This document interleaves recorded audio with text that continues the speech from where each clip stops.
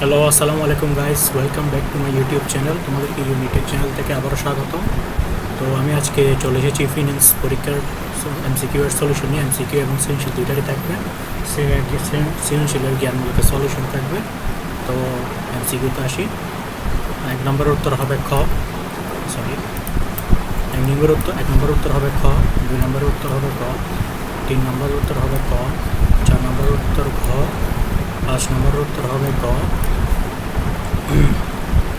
6 নম্বরের উত্তর হবে গ, 7 নম্বরের উত্তর হবে ক, 8 নম্বরের উত্তর হবে গ, 9 নম্বরের উত্তর হবে ক, 10 নম্বরের উত্তর হবে গ, 11 নম্বরের উত্তর হবে খ, 12 নম্বরের উত্তর হবে খ, 13 নম্বরের উত্তর হবে গ, 14 নম্বরের উত্তর হবে খ, 15 নম্বরের উত্তর হবে ক, 16 নম্বরের উত্তর হবে ঘ, 17 নম্বরের উত্তর হবে গ, 18 নম্বরের উত্তর হবে গ, 19 নম্বরের উত্তর হবে খ, 20 নম্বরের উত্তর হবে খ, 21 নম্বরের উত্তর হবে ঘ।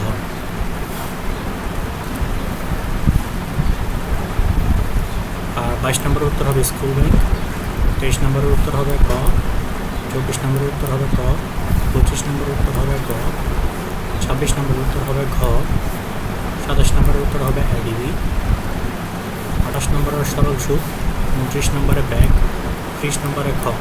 আচ্ছা, তো এটা ছিল আমাদের এমসিকিউ। এখন আমরা চলে আসবো সৃজনশীলে একের ক হবে 1 বছরের কম সময় স্বল্পমেয়াদী, আর মধ্যমেয়াদী 7 বছরের আশেপাশে, দীর্ঘমেয়াদী 10 বছরের বেশি, শেয়ার বাজারের আর্থিক সার্বিক অবস্থা বোঝানোর সূচক।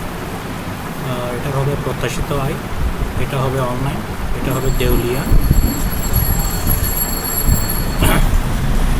তারপরে 1-এর ক, 3-এর ক হবে বিক্রয়, 4-এর ক হবে সরল সুদ, 5-এর ক হবে যুক্তিবহুল, 9-এর ক হবে ব্যাংকার, 10-এর ক হবে ডেবিট কার্ড, 11-এর ক হবে ব্যাংকিং কার্যক্রম।